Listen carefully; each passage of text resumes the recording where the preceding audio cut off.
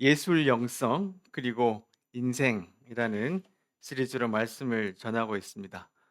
아, 화가 한 사람, 그 사람의 일생과 그분의 작품들 그리고 성경의 말씀들을 좀 어, 섞어가지고 얼버무려서 그 안에서 우리가 지혜를 얻고자 하는 그런 시도인데요. 벌써 5번째 시간이 되었습니다. 오늘의 화가는 프리드리히라는 사람인데 조금 이따 설명을 하겠습니다. 제목은 프리드리히의 풍경에서 만나는 인생의 낭만. 이 그림 보신 분들 계시죠? 굉장히 많은 그 책 표지로도 쓰이고요. 광고 표지로도 쓰입니다. 한 남자가 아, 큰 어떤 바위에 올라서 안개 낀 바다 위 같은 곳을 내려다보고 있는 장면인데 이 그림 보면 무슨 생각이 드세요? 그림을 볼 때마다 사람들은 자기 생각을 여기 다 집어넣어서 봅니다. 이 사람은 그 장면들 속에 뭘 보면서 생각하고 있을까? 뭘 생각하고 있을까? 또는 이 그림을 그린 화가는 무슨 생각으로 이 그림을 그렸을까? 제목도 안개 바다 위의 방랑자입니다. 오늘 그 낭만이란 말을 썼는데 이 낭만을 좀 정리를 하고 가야 됩니다. 오늘 이 주인공 카스퍼, 다비트, 프리드리히 이 사람은 독일의 낭만주의를 대표하는 화가입니다. 굉장히 유명한 화가입니다. 자, 이 사람이 말하는 낭만은 세상이 말하는 감성적인 낭만이 아니고 하나님 앞에서의 고독, 십자가의 숭고함, 그리고 세상의 흔들림 속에서도 본질을 놓치지 않는 깊은 영적 낭만. 오늘 말씀의 목표는 여기에 있습니다. 깊은 영적 낭만이 무엇인지를 돌아보는 시간. 자, 화가를 좀 소개해야 되겠죠? 좀 무섭게 보입니까? 네, 이유가 있습니다. 자, 이분은 1774년에 태어났는데요. 10명 형제들 중 여섯째로 아버지는 양초와 비누, 파라핀 이런 작업을 하는 수공업자. 이렇게 잘 사는 집은 아니었죠. 근데 우리가 늘 화가 공부를 하면서 느끼는 것은 참 이 당시에 많이 죽었습니다. 그렇죠. 가족들 중에 유아 사망률도 굉장히 높았고요. 또 아이를 낳다가도 엄마들이 사망하고 조금 살았으면 사고가 나고 이런 일이 참 허다합니다. 자, 7살 되던 해에 엄마가 돌아가십니다. 그리고 1년 후에 누나가 죽고 또 두 번째 누이가 장티푸스로 또 곧 사망합니다. 그중에 가장 비극적인 것은 13살 때 동생이랑 호수에서 빙판 위에서 스케이트를 타고 놀다가 깨져서 둘 다 빠져요. 근데 아마 이 카스퍼가 깊이 빠졌던 모양입니다. 이 동생이 형을 구하려다가 형을 구하고 자기는 죽어요. 이게 평생 트라우마로 남습니다. 그래서 그림 안에도 많이 좀 투영되기도 하는데 본인을 그린 그림입니다. 이렇게 이제 그림을 그리는 어 화가로 이제 공식적으로 이제 미술 수업을 받는데 1790 년도에. 그리고 신학자, 아버지가 굉장히 루터교 엄격한 신앙을 가진 아버지였는데 어떤 신학자에게 강한 영향을 받습니다. 이분이 이제 자연에 대한 설교를 많이 하고 설교를 막 야외에서 하시고 이런 분인데 그래서 아마 그림에도 많이 또 반영이 됩니다. 그리고 드레스덴이라고 독일에 이주를 하고 거기서 드레스덴 아카데미 교수로 오랫동안 또 일을 하다가 1840년 65세로 스트로크가 와서 사망합니다. 자, 이런 이제 배경이 있고요. 그다음에 우리가 이 화가가 살았던 배경을 이해를 좀 해야 그림도 좀 더 잘 볼 수 있습니다. 성경도 배경 모르고 성경 읽으면 폭망합니다. 이게 무슨 뜻인지 자기 멋대로 해석합니다. 그래서 반드시 배경이 좀 길더라도 배경을 미리 공부하고 성경을 읽어내야 합니다. 자, 오늘 이 그림을 읽어내기 위해서도 이 배경을 알아야 되는데 이 카스파르 다비트 프리드리히가 살았던 시대 배경은 언제냐면 이 나폴레옹이 전쟁을 일으켜 가지고 유럽을 막 풍지박산을 만들어 놓은, 근데 결국은 인제 결국 마지막 전쟁에서 패배하고 온 유럽이 재편되는 시기였습니다. 여기 보면 어 굉장히 굶주림도 심했고 파괴도 심했던, 전쟁 후에 참상이 있던 시대였고, 그리고 이제 어 프랑스의 나폴레옹이 이제 패배함에 따라서 '민족적으로 해방하자. 우리 좀 우리 민족같이, 우리 독일 사람은 독일 사람처럼 살아보자.' 이때 39 개의 조그만 도시로 나눠져 있던 그런 시기였던 것 같아요. 그리고 사회적으로는요, 이제 영국에서 시작된 산업혁명이 막 이제 밀고 들어왔어요. 그러니까 사람들의 사고방식이 '이 자연은 얼마든지 착취해도 돼. 우리가 이걸 통해서 더 많은 부를 이루어야 돼.' 하고 도시로 사람들이 막 몰려들던 그런 시기였습니다. 또 하나는 이제 계몽주의와 낭만주의가 충돌하는 그런 시기였는데, 이 낭만주의는 계몽주의의 반발로, 반작용으로 나온 주의입니다. 계몽주의가 뭐냐 하면 차가운 이성. 자, 이것으로 설명하고 측정하고 교리와 법칙을 다 규명하려고 했던 그런 차가운 이성의 시간이었어요. 자, 근데 그것을 보고 사람들이 어 이성으로 전쟁하고 과학을 발전시켜서 자연을 착취하고 이런 걸 보니까 '아, 이러면 안 돼.'라고 반발로 일어났던 것이 낭만주의인데, 그것이 인제 독일 중심으로 일어났죠. 이들은 이성과 과학으로는 설명할 수 없는 인간의 내면, 무한한 자연의 신비, 그리고 거룩한 숭고함, 이것을 추구하는 그런 사조가 낭만주의였어요. 그러니까 지금 이 카스파르가 살고 있던 이 시기가 이 낭만주의가 발현하는 그런 시기였습니다. 그래서 명작 역사를 만나다라는 책에서도 이런 설명을 하는데요. 낭만주의는 단지 미술의 형식이나 문학, 심지어 뭐 음악도 있습니다. 그런 좁은 의미의 예술 운동이 아니라 그 이전 시대의 합리성, 계몽주의의 신조를 삼았던 그 다른 방식, 그것과는 다른 방식으로 세상을 보자, 이런 생각이었어요. 그 낭만주의자들은 감정과 종교적 믿음, 정신성을 인간과 지성과 그 위에 두었다. 그들은 논리보다는 즉흥, 수능보다는 개성, 그리고 문화의 속박보다는 자유로운 신의 창조물, 자연을 찬미했다. 자, 이런 사람들이 살던 시대가 오늘 주인공 카스파르가 있던 시대였고요. 카스파르도 아주 그 낭만주의의 중요한 대표 주자로 그렇게 영향을 미쳤습니다. 자, 그래서 오늘 본문과 함께 말씀을 좀 묵상을 좀 하고 지혜를 얻어 보겠는데, 첫 번째로 일상의 표면을 넘어서 시대를 분별하는 훈련된 영의 눈을 뜨자, 이런 내용을 좀 가지고 또 지혜를 얻었으면 좋겠습니다. 자, 보세요. 예수님에게 바리새파와 사두개인들이 동시에 찾아왔습니다. 이 두 사람들은 적들입니다. 둘이 같이 안 다녀요. 그런데 이날은 같이 왔습니다. 그 뜻은 뭐냐 하면 '아, 급했구나. 이들이 굉장히 지금 위협을 받고 있구나.' 이 두 사람들이 어 찾아와서 예수님 앞에 하늘에서 오는 증거를 보여 달라고 요구합니다. 지금은 예수님께서 많은 이제 기적도 행하셨고 그런 이야기들이 들려왔는데, 이들이 다른 증거를 보여 달라 그래요. 하늘에서 오는 증거. 이게 뭐냐면 메시아는 하늘에서 구름 타고 온다.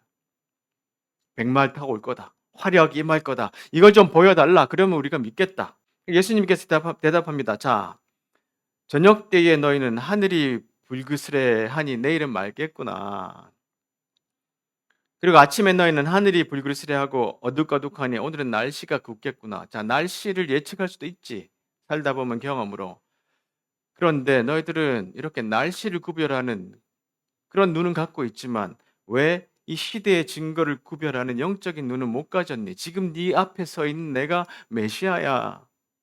이런 말씀을 지금 하고 있어요. 왜 못 보니? 라는 이야기를 예수님이 하고 계시는 겁니다. 이 카스파르가 아주 중요한 이제 말을 한 적이 있는데요. 이분은 마음의 눈으로 보는 것에 대해서 강조를 했어요. 그래서 일일 일미실 일교행이라는 책에 보면 마음의 눈으로 보다라는 말이 있는데, 여기서 마음의 눈이란 간혹 화려한 외형에 사로잡혀 진실을 보지 못하는 육체의 눈과 구별되는, 그러니까 지금 바리새인들과 사두개인들이 원하는 그런 방식의 화려함이 아니라 마음으로 볼 수 있는, 그것으로 통찰하고 인식할 수 있는 눈에 대해서 예수님도 이야기를 하고 계시죠. 간단히 말하자면 좀 더 지혜로운 눈, 표면으로 나타나는 것이 아니라 좀 더 깊이 있는 것을 바라볼 수 있는 눈. 그런데 항상 그 마음의 눈으로 그림을 그린 화가가 오늘의 주인공 카스파르입니다. 그는 이런 말을 합니다. 마음의 눈과 육체의 눈은 구별돼야 한다. 그리고 자신의 마음의 눈으로 내면 세계를 찾을 수 없는 화가는 그림을 그리지 말아야 한다. 이것이 영적으로도 마찬가지입니다. 우리가 바깥으로라는 현상에만 초점을 맞추고 있고 내면의 깊은 영성을 가지지 못하면 참 성숙한 그리스도인이라고 말할 수 없죠. 자, 그러면 이 카스파르가 내면의 눈으로 그린 그림들이 어떤 것이 있는가 한 번씩 조금씩 보겠습니다. 자, 이 그림은 달을 바라보는 두 남자. 영어 제목은 Two Men Contemplating. 그래, Contemplating은 뭐냐면 명상하고 묵상한다 이런 뜻이잖아요. 그러니까 달을 보면서 깊이 명상하는 사람들, 이런 제목입니다. 그런데 여러분, 이 나무를 보시면 이 나무는 죽은 나무예요. 근데 이 나무는 산 나무입니다. 이렇게 연결돼 있잖아요. 그러니까 이 죽은 나무의 생명력이 이쪽으로 이제 전해진다. 생명력을 받는다 이런 뜻이고요. 이 두 사람이 입은 옷이 뭐냐면 프랑스에서 금지시킨 독일 전통복입니다. 그러니까 그것은 우리 독립에 대한, 자유에 대한, 해방에 대한 간절한 마음이 있어서 저 옷을 일부러 그렸어요. 그러니까 이런 그림을 하나 설명하려면 오랜 시간이 걸리긴 하는데 여러 그림이 있어서 좀 지나가도록 하겠습니다. 그러니까 지금 이제 카스파르는 이렇게 자연을 그립니다. 풍경을 그려요. 그 당시의 사조들하고는 굉장히 다른데 그것도 좀 설명을 이따가 하겠습니다. 그다음 그림을 보면 부활절 아침이라는 그림입니다. 세 여인이 부활절 아침에 길을 나서는데 어디로 가고 있는지 잘 모르겠어요. 그런데 좀 어둑어둑해서 밤처럼 보일 수도 있는데 사실 이 새벽입니다. 아침에 해가 떴고, 여러분 보시면 여기가 부활절이니까 아마 4월 그러니까 여기 잎에 이렇게 새잎들이 돋아나 있습니다. 희망을 이야기합니다. 그래서 먼 길을 이제 걸어가는 새 여인에 대한 그런 그림들을 그려놨습니다. 그 다음 그림을 보면 창가의 여인인데 아내입니다. 네, 자기 아내인데 늦게 결혼했습니다. 아주 늦게. 아내가 바깥을 이렇게 바라보고 있습니다. 바깥에 뭐가 보이죠? 배가 보입니다.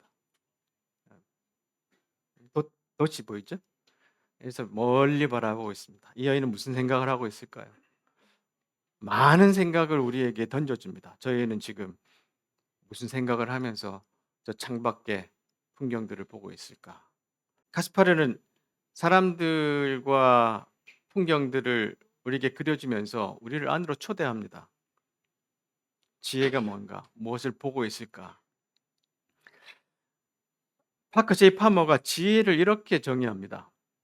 지혜는 널리 받아들여지는 진리의 개념을 넘어서 마음의 질문에 응답하는 성령에 열린 상태, 즉 새로운 진리를 받아들일 준비가 된 상태를 말한다. 지금 바리새인들과 사두개인들은 엄청나게 교육받은 사람들입니다. 종교 전문가들이에요. 근데 그들의 마음의 눈은 닫혀 있습니다. 지혜가 없는 사람들입니다. 지식은 많을지 모르겠는데 지혜는 발달이 안 된 사람들입니다. 다시 한번 말하면 이 지혜는 우리가 정해놓은 진리의 개념을 넘어서서 눈에 보이는 것을 넘어서서 마음의 질문에 응답하는 성령에 열린 상태. 눈앞에 예수님이 계신데도 알아보지 못하는 정도의 그런 수준 낮은 영성이 아니고 새로운 진리를 받아들일 준비가 된 상태를 지혜라고 말한답니다. 그러니까 우리가 지혜가 있다 없다를 말할 때 그것이 많이 알고 있다 적게 알고 있다가 아니라 교육을 받지 못했더라도 인생을 통해서 깊이 내면을 볼 수 있는 분들 많이 계십니다. 우리 그런 이제 지혜가 필요한 시대가 되었다는 것을 우리 다시 경험하고요. 자, 미술관에서 우리가 놓친 것들이란 책에 보면 익숙하다는 것은 우리 주변 환경을 무시하는 게 아니라 보지 못하게 되는 일종의 눈먼 상태다. 우리가 살아가는 것에 모든 것이 익숙해지면 그 상태를 눈먼 상태로 정의합니다. 친숙한 얼굴, 매일 걸어 다니는 길, 살고 있는 집, 이 모든 것들은 마치 피부처럼 우리 존재의 일부분이다. 그것들은 우리가 가슴으로 알고 있는 것이지 눈으로 아는 것이 아니다. 우리는 많은 것을 잃어버렸다. 예술가들은 순진한 눈으로 본다. 왜 제가 자꾸 이제 이번에 특히 그림들을 소개하느냐 하면요. 우리가 보는 눈을 자꾸 여는 것을 한번 생각해 보려고 그러는 것입니다. 예술가들은요. 일반 사람들이 보는 것과 다르게 봅니다. 자, 이들이 여러 번 본 것이 아니라 마치 처음 보는 것처럼 보는 법을 배운다 그랬어요. 예술가가 되려면, 화가가 되려면 사물을 보는 법, 풍경을 보는 법을 다르게 배워야 됩니다. 그들이 보여주는 독특한 보는 방식이 우리 존재에 적용될 때 우리의 감각은 활성화되고 인식이 깊어지며 눈을 부릅뜨고 세상을 바라보게 될 것이다. 왜 그림을 감상하느냐 하면 우리가 자꾸 새로운 눈을 열어보는 것. 성경을 읽을 때도 성경은 이렇게 해석해 요것이 답이야라고 아니라 다음 날 그 성경을 똑같은 성경을 읽어도 그 성경은 다르게 우리에게 찾아와야 합니다. 그래서 계속해서 훈련하고 연습해야 되는 것이에요. 그래서 오늘 제목을 그렇게 잡았죠. 훈련된 영성의 눈. 보는 법을 익혀야 됩니다. 세상을 그리스도인의 마음으로 보는 법을 익혀야 돼요. 다른 사람과 일반 세상 사람들과 똑같이 세상을 보는 것이 아니라 예수님의 눈으로 세상을 보는 것이 그리스도인입니다. 그것은 훈련하고 배워야 돼요. 똑같이 해석하면 안 됩니다. 두 번째로 화려한 징조를 넘어서 고독한 십자가와 부활의 표적을 바라보는 것. 지금 바리새파와 사두개파 사람들은 하늘에서 오는 화려한 증거를 보고 싶어 했어요. 힘 있는 메시아, 신으로서의 어떤 후광, 아주 멋있는 자기들이 바라는 방식으로 오시는 메시아를 기대했지만 자기 앞에 서 있는 메시아는 목수 출신,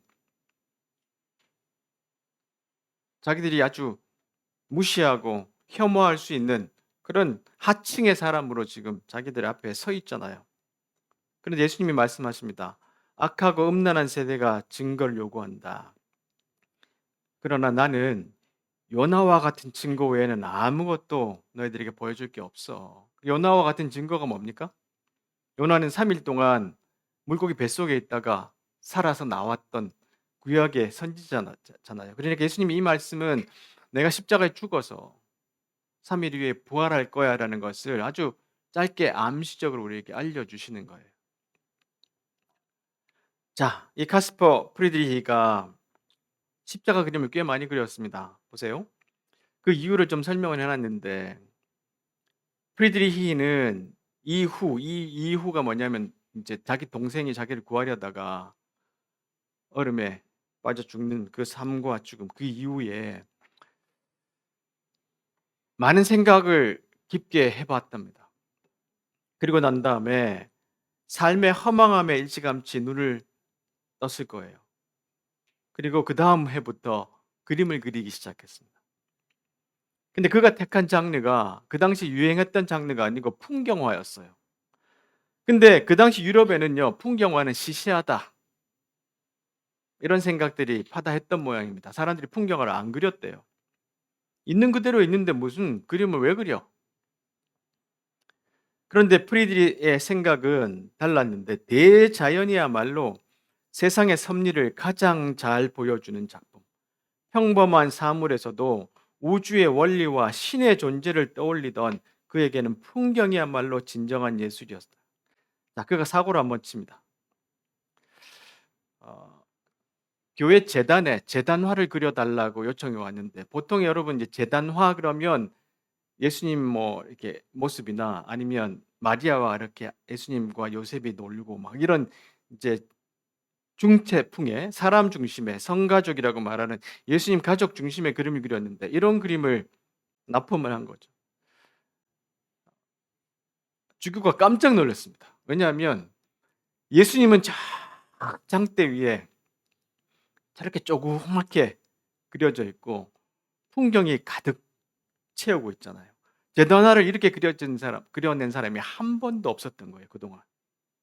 근데 여기 보면 이제 새 빛이 올라오는데 이게 이제 삼위일체의 빛을 보여주고요.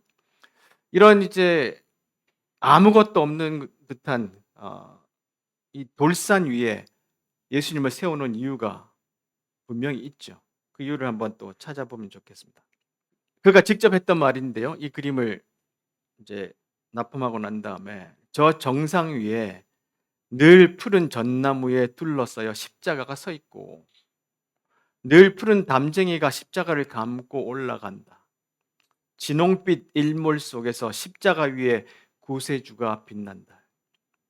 십자가는 그리스도에 대한 우리의 신앙처럼 확고한 반석 위에 서 있다. 그렇게 그림을 자기 스스로 설명을 했는데요. 이 그림을 보고 난 다음에 해석한 분이 이제 이렇게 설명을 했습니다. 이 작품은 당대 화단에 엄청난 충격을 던진 사조적 이정표였다. 전통적으로 교회에 재단하는 조금 전에 설명드렸던 것처럼 성경에 있는 인물이나 예수님의 가족들을 그리는 것이 절대적인 규칙이었는데 프리드리히는 과감하게 인간의 서사를 소거하고 풍경화를 재단 위에 올렸어요. 파격적인 전복을 실행했습니다. 이는 가시적인 현실의 모방을 끝내고 거친 대지와 하늘이라는 자연적 매질을 통해 인간 실존의 고독과 무한한 초월성을 고백하는 절대적인 정신적 매체이자 사유의 거울로 회화가 진화했음을 알려주는 미술사적인 위대한 사건이었다. 그러니까 이 그림 한 장이 미술사적으로는 엄청난 충격을 던진 그런 작품이었습니다. 자, 이것을 이어서 설명을 했는데요. 보세요.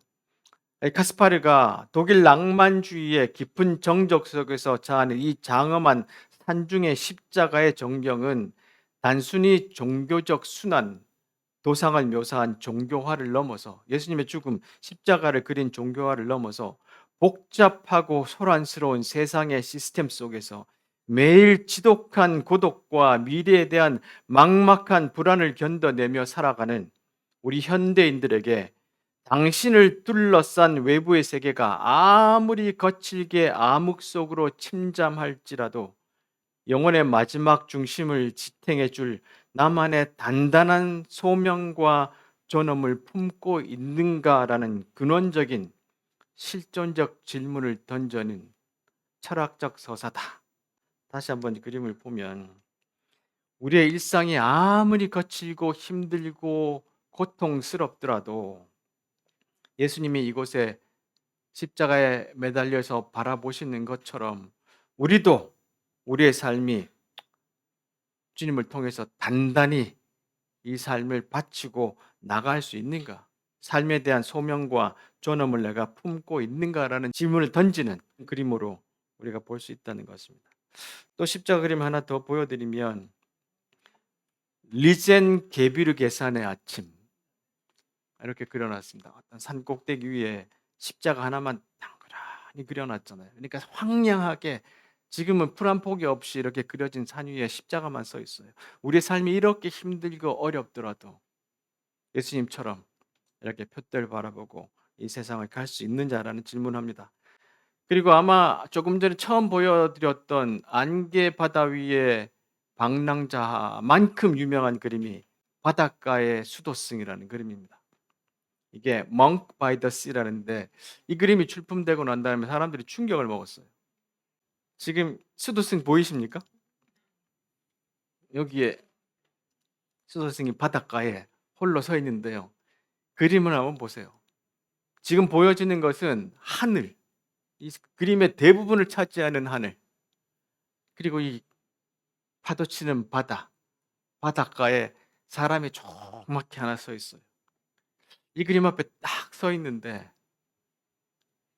여러분 어떤 생각을 가지게 되냐면 처음으로는 막 소름 끼치듯이 내가 작은 존재라는 것을 생각하게 돼요.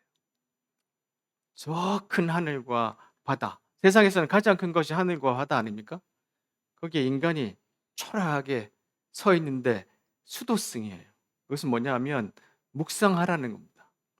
이 세상에 던지는 아름다움과 그 숭고함에 대해서, 창조주에 대해서 너는 생각해 보라. 이 그림을 그리고 난 다음에 사람들이 충격을 먹었어요. 그동안 존재하지 않았던 방식으로 그림을 그렸고, 또 하나 그림을 또 소개하면 이 제목은 겨울 풍경인데요. 여러분 여기 목발이 보이시나요? 목발. 이 목발을 짚고 오던 나그네가 지금 여기에 앉아 있습니다. 앉아서 기도를 하는데 여기에 예수님의 십자가가 있어요. 삶을 살다가 지치고 지쳐서 쓰러진 거예요. 근데 거기에 이제 예수님의 십자가가 있습니다. 저 멀리 뭐가 보이죠? 교회가 보입니다. 아침이 동이 터오는 거예요. 저 지금 아침 동터오르는 햇살이 저쪽 끝에서 햇빛이 이렇게 떠오르는 장면이 보여집니다. 소망을 가르쳐 주는 거예요. 인생을 살다가 힘들고 지쳐서 쓰러졌을 때 그 예수님 앞에 모여서 내가 지금까지 살아온 인생에 대한 회고와 반성, 회개와 또한 감사가 있을 때 저 멀리서 아침 해가 떠오르는 거예요. 카스파르는 계속해서 이런 이제 그림들을 우리에게 던져줬어요. 많은 질문들을 하죠. 화려한 징조를 넘어서서 우리 힘들고 어려운 인생, 풀 한 폭이 없는 그런 산 정상 같은 곳에서도 단 하나의 그 예수님 그 길을 가셨던 요나의 징조밖에 보여줄 수 없다고 말씀하셨던 초라한 메시아로 오시는 그 예수님을 보여주고 우리에게도 똑같은 질문을 던집니다. 이 그림도 상당히 많은 울림을 주는 그런 그림입니다. 세 번째로 내 한계를 넘어서서 염려의 틀을 비우고 진리를 바라보다. 자, 이제 제자들이 배를 타고 호수를 건너왔는데요. 보세요. 여기서 마태는 이런 말을 써놨어요. 빵을 가져오는 것을 잊어버렸어요. 도시락 싸온 걸 잊어버린 거예요. 자, 그때 예수님께서 조금 전에 만났던 바리새파 사람들과 사두개파 사람들의 이야기를 이제 배경을 삼아서 그들의 누룩을 조심해라. 누룩이 뭡니까? 누룩은 빵을 부풀게 하는 거잖아요. 근데 이스라엘 사람들은 누룩 그러면 이제 순수하고 그다음에 아주 깨끗하고 본질적인 것이 아니라 거기에 뭐가 들어가서 섞여서 오염됐다 이런 의미로 누룩이 쓰일 때가 많습니다.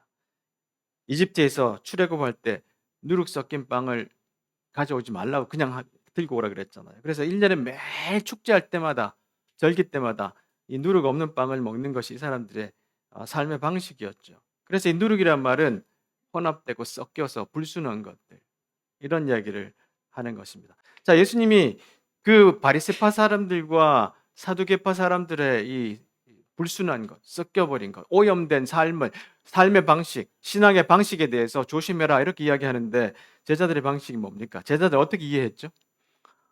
예수님 우리 빵 안 가져온 거를 지금 책망하시나 보다. 대부분 우리는 이렇게 해석합니다. 자기 마음대로, 자기 생각대로. 내가 빵이 없으니까 예수님은 지금 어떤 귀중한 논리, 귀중한 진리를 가르쳐 주려고 그러는데 나는 내가 지금 갇혀 있는 그 생각 안에 빵이 없으니까 예수님 우리를 빵 안 가져왔다고 지금 그러시나 보다. 자, 그러니까 이것이 내 한계예요. 여러분들도 내 생각, 내 사고, 내 방식으로 오늘 지금 설교 듣는 분들도 마찬가지입니다. 그동안 내가 살아왔던 방식에 딱 그 안에 집어넣어서 해석하려고 자꾸 그러니까 사실 이 예배 안에서 하나님이 나에게 말하시고자 하는 것이 계속해서 가로막힙니다. 끝나고 나서 엉뚱한 소리 합니다. 마음을 열어놓으시고 지금 이 말씀 속에서 나에게 주님이 이남정 목사의 말을 통하지 않고도 지금 나에게 이 말씀 안에서 가르치고자 하는 게 뭔가를 집중하시려고 들으시려고 애를 좀 써보셔야 돼요. 자, 빵을 안 가져왔으니까 예수님이 우리한테 책망하나 보다. 내 한계에 갇혀 있고 또 빵에 대해서 염려하잖아요. 우리가 가서 어떻게 빵을 먹지? 그러니까 예수님이 내가 지금 5천 명, 4천 명 먹였던 거 너희들 옆에서 같이 있었지 않니? 그러니까 그 염려를 버려라. 그리고 내가 빵에 대해서 말하는 것이 아닌 것을 깨달으라. 이런 이야기를 합니다. 자, 우리가 예수를 보면서 이런 그림들을 보면서 배우고자 하는 것이 뭐냐면 이 그림을 보면 예술은 습관에 반대하고 우리가 경탄하거나 사랑하는 것에 갖다 대는 눈금을 재조정하도록 유도해서 더 소중한 것을 더 정확히 평가할 수 있게 우리를 되돌려 놓는다. 이런 이야기를 알랭드 보통이 합니다. 그것이 뭐냐면 우리에게 익숙해진 것들을 좀 내려놓고 눈을 재조정하고 다시 깊이 볼 수 있는 그런 정신적인 새로운 것들을 갖추라, 배우라 이런 이야기를 하는 거거든요. 자, 이 프리드리히의 또 그림 중에 특이한 그림이 하나 있습니다. 이게 이제 바츠만산이라는 그림인데 이 그림은 어떤 산을 하나 보고 그 산을 그대로 그린 것이 아니라 여러 개의 산을 붙여 놨어요. 이거는 이 지역에 가서 보고 이건 저 지역에서 보고 저건 저쪽에 가서 보고 저 나라에 가서 보고 이 산들을 하나로 뭉쳐 가지고 이 그림 안에 그려 놨어요. 그동안 하던 방식과는 좀 다르죠. 새로운 장르를 이 프리드리히가 만들어 냈어요. 그러니까 내가 보는 시각과 내 경험들을 자꾸 합해서 만들어서 새로운 것들을 만들어 내고 창조하려고 하는 시도들 그런 것들을 이 화가가 해냈던 것입니다. 그리고 오늘 이 화가가 처음에는 이런 방식으로 그림을 그리니까 욕을 참 많이 먹었어요. 어떻게 이따위로 그림을 그리냐. 그동안 없었던 방식인데. 자, 그런 이제 수많은 핍박과 비난에도 자기 길을 계속할 수가 있었죠. 몽테뉴 사유의 힘이라는 책에 이런 이야기를 합니다. 삶에는 아무리 내가 애써도 바꿀 수 없는 일들이 있다. 제자들이 지금 빵을 안 가져왔잖아요. 아니면 내가 사는 인생 가운데 내가 막을 수 없는 사건들이 나를 찾아올 때가 있잖아요. 뜻하지 않은 사건, 예상치 못한 관계의 흔들림, 준비되지 않은 이별, 이런 일들이 우리를 찾아오는데 그런 순간에는 세상을 붙잡으려 하기보다 나 자신을 가다듬는 일이 더 중요해진다. 바깥을 통제할 수 없다면 안쪽의 태도만이라도 바로 세우는 것. 그것이 흔들리는 세상 속에서도 나를 지켜내는 가장 현실적인 방법이다. 삶을 지혜롭게 살아간다는 것은 모든 것을 내 뜻대로 하겠다는 태도가 아니라 내 삶의 흐름이 어디로 흘러가고 있는지를 겸손하게 인식하는 것이다. 내가 바꿀 수 없는 것들을 있는 그대로 받아들이되 그 안에서 내 중심을 지키는 것. 그것이야말로 흔들리는 세상 앞에서도 무너지지 않는 사람의 태도다. 이런 이제 지혜를 우리에게 알려주는데요. 이 제자들은 예수님과 3년 반을 같이 다니면서 이런 일을 계속해서 경험하고 예수님은 그들을 제자화시키는 것이 뭐냐면 바로 이런 삶의 태도를 가르쳐 주기 위해서 소위 말해서 제자 훈련을 하신 겁니다. 자기가 갖고 있는 그 한계 안에 갇히지 않고 내면의 힘을 어떻게 키우는가. 자, 이것이 또한 프리드리히가 우리에게 알려주는 그림의 방식, 그림을 보는 방식이기도 한데요. 지적 공감을 위한 서양 미술사라는 책에 보면 자, 프리드리히가 석양을 보는 두 사람 이 그림입니다. 이 그림을 통해서 우리를 자연과 공명하게 하는데 노을빛이 인간과 자연을 동시에 휘감으면서 하나로 묶어진다. 표정은 보이지 않지만 적어도 노을을 객관적으로 관찰하는 것이 아니라 말없이 자연과 자신의 내면이 교감을 나누는 중임을 느끼게 한다. 그림을 감상하는 사람도 이들의 뒤편에서 그 교감을 참여한다. 이 그림의 특징이 뭐죠, 여러분? 계속해서 뒷모습만 그립니다. 앞에서 보셨죠? 안개 바다 위에 방랑자도 어떻게 서 있습니까? 저렇게 보고 뒤에서 그렸어요. 지금까지 뒷모습을 그리는 화가가 별로 없었단 말이죠. 근데 이 사람은 계속해서 뒷모습을 그립니다. 그 이유가 뭔가요? 우리도 여기 서 있잖아요. 우리를 이 그림 안으로 초청해서 이 사람들이 바라보는 것처럼 당신들도 이렇게 세상을 보십시오라고 우리를 초대해 주는 거예요. 자, 이거를 전문 용어로 뭐라 그러냐 하면 리켄 피규어 이렇게 이야기한답니다. 리켄 피규어. 이게 뭐냐면 뒷모습을 뜻하는 단어래요. 화면을 등지고 있는 인물상을 그려서 공간의 깊이감을 더하고 더불어 감상자의 경험을 극대화하는 기법인데 계속해서 뒷모습만 그립니다. 희한하게. 지금까지 그림들은 렘브란트부터 시작해서 계속 얼굴만 봤잖아요. 여기서는 뒷모습만 그려요. 그것이 뭐냐면 이 그림만으로 우리를 불러들이는 거예요. 교감하게 만들고 이 자연 안에 이 숭고한 이 장엄한 자연 안에서 우리의 존재를 기억해라. 바다 위에 월출이라는 책도 보면, 그림도 보면 이렇게 세 여인이 저 멀리 오는 배를 바라보고 있습니다. 달이 떠오르는데 석양 앞에 서 있는 여인. 보통 같으면 앞을 보고 있어야 되잖아요. 뒷모습을 그렸어요. 그것도 계속해서 하늘 바라보고 있는 사람들을.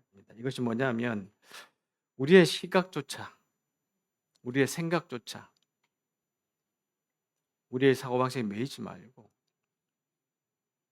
내 안에 있는 내면의 힘으로 저 밖에 있는 세상을 계속해서 보라고 우리를 가르쳐요. 내 한계 속에 갇히지 말고 그 한계를 넘어서서 빵에 대한 염려를 비우고 그 진리를 바라볼 수 있는 그 눈을, 그 힘을, 지혜를 계속 키우라. 이렇게 우리를 초청하고 있습니다.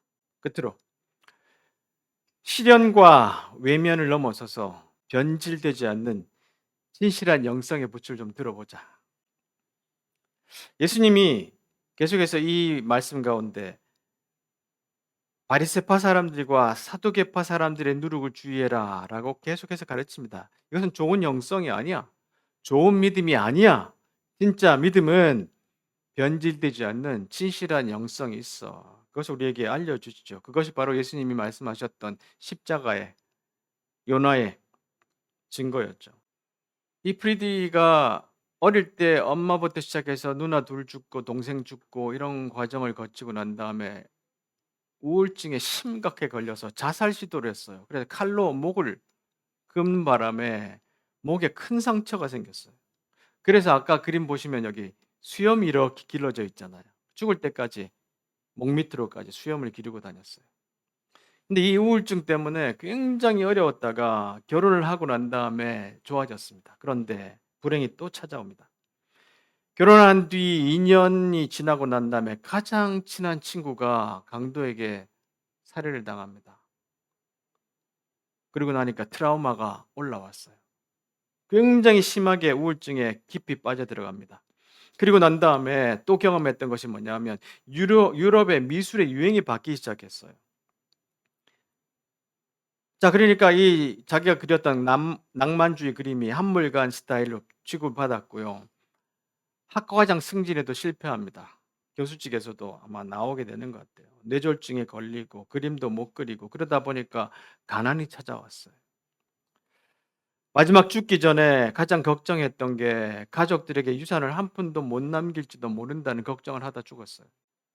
이 사람의 인생이잖아요. 승진에 실패하고 난 다음에 그린 그림이 이 그림입니다. 해빙. 원래는 난파된 희망 이런 제목이었어요. 북극해를 그렸습니다. 여기 어디에 배가 하나 난파돼 가지고 가라앉은 모습이 그려져 있을 거예요.